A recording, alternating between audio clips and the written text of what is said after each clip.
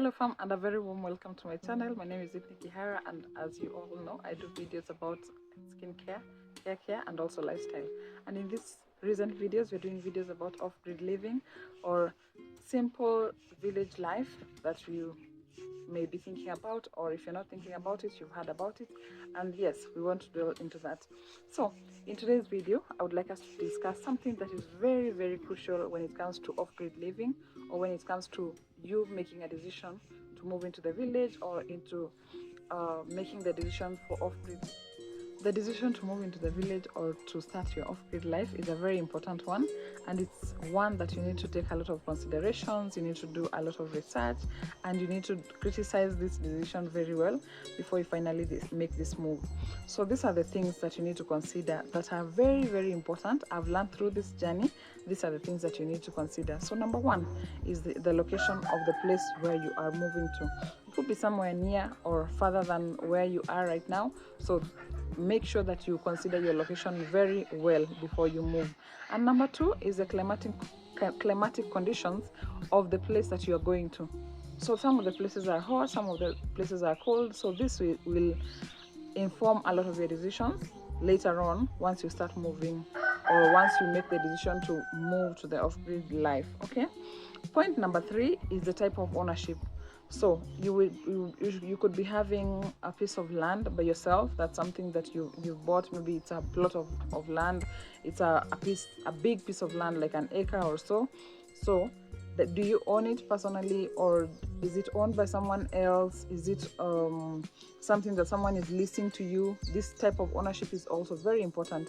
It will inform a lot of your decisions, because for example, you wouldn't like to plant like long-term fruits or trees in a place where you don't own until you have the permission of the person who's granting you the land. So this is very important. Point number four is the type of structure that you want to consider. First of all, we've talked about the location, we talked about the climatic conditions, and once you figure this out, and also you know exactly how you own this land, is if it's yours, then you know the structure to consider. You may be considering something permanent, something temporary, something rustic, or modern. It's all up to you. So the type of structure will go this research will go in very handy. Okay. And then we have point number five, security of the place, because some of the places are not very secure. You would be having some places which are okay. In other areas that you're not very sure about, then you would be considering something like a fence. It doesn't matter what kind of a fence, because you're starting off life that you didn't have before. So this is also very important, the security of the place. Point number six is the distance from crucial amenities. These are things like schools if you have children, and then you have hospitals, we have the shopping center, something like a church, the roads around. These are things that are very important. And also water, the availability of water. Maybe you've not dug a well, or you've not dug a borehole or something, but you need water for yourself. So these crucial amenities are also something that is very important. So as you're making this decision, make sure that you criticize this decision, and then try to find out, if I don't have these things nearby, what am I going to be using? For example, if I want to take my kids to the hospital, or if I want to go to the hospital myself, how do I navigate myself, or how do I navigate from where I am going to these amenities that are very important for day-to-day living? And then point number seven is your source of income. This is something that I need to insist very much, because sometimes, for example, you'd be leaving the city going to the village, but the city is where you are having your job, and maybe you looked at the different things that were making you leave. For example, maybe your job was not like paying up everything that you would have wanted. Maybe the bills are not getting very well satisfied, and you're not being left with something in the end. So that is where you're moving. So what are you considering as your other source of income? In the village, you would be having different things that you can do, but it will not be as lucrative as it would be in the city. So for example, if you're having jobs that are very much available in the village, it will be different. So you can consider things like farming, you can consider like jobs that are virtual. So these are things that are very important when it comes to you making that final decision to move off grid.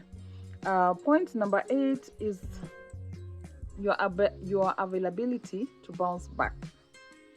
This is something that is also very, very, very important. And I don't know if some people are ready to have this discussion. Sometimes I've done this thing several times in my life where I make a decision and then later on it doesn't work out.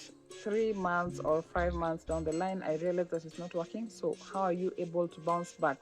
Because, for example, if you left your job, are you able to go back to the job that you had before? And if you left a place that was very well established, are you able to bounce back to the same? Are you able to go looking for jobs if you lost your job, or if you released your job to another person? Are you able to start again? Start looking for jobs, tamaking, that's how we call it most of the times. And how possible is it that you will bounce back and get back yourself to normal?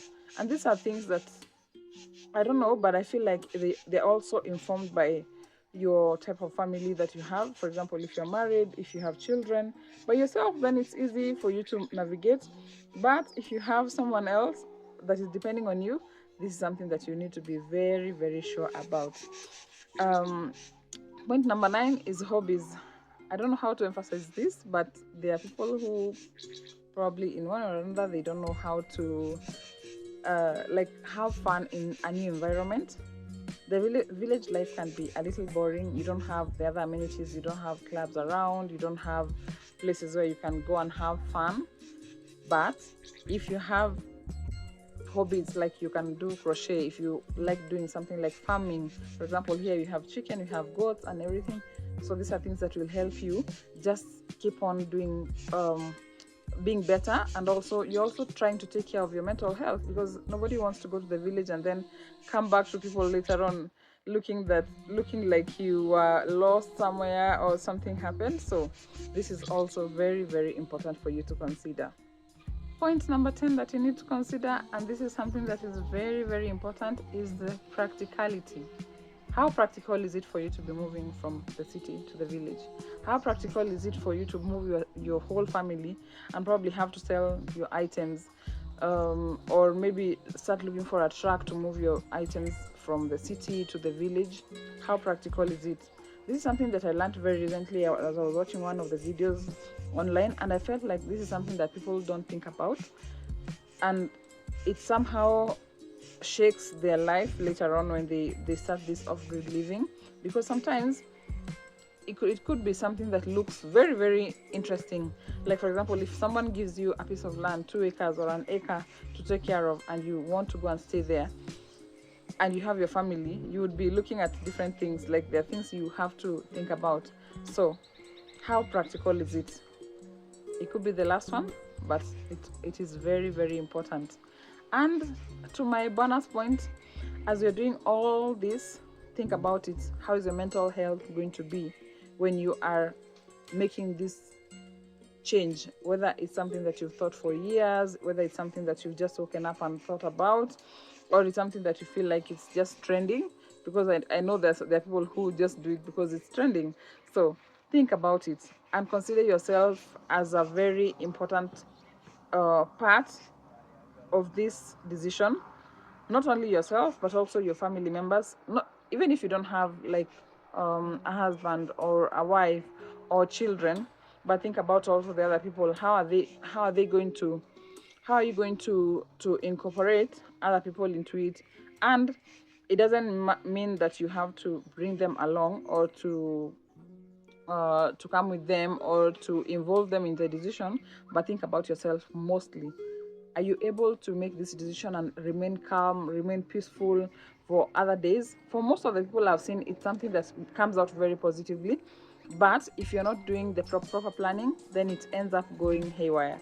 And that's not what you want. We want to see you glow when you move to the village. We want to see you happy. We want to see you living a good life, eating the fresh organic foods from the farm, having your chicken, having your goats and all that. So this is very important. So as we're making decisions to move from the city, from the shopping center, to go off-grid, please make sure that you consider these things very importantly. Take your time. There's no rush. There could be a rush because maybe the bills are really pressing you, but take your time.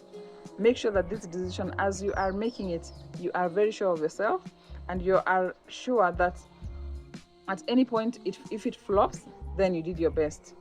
And just be sure that this is something that has worked for other people. You can get information from them or choose to do it yourself, but yeah. So thank you very much, guys, for watching this video. I really appreciate. Please make sure that you comment with your other points, like, and also share this video. Thank you so much, and bye bye.